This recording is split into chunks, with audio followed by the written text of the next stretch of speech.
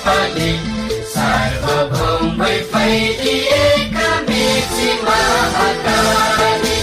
सायौं थुङ्गा फुलका हामी एउटै माला नेपाली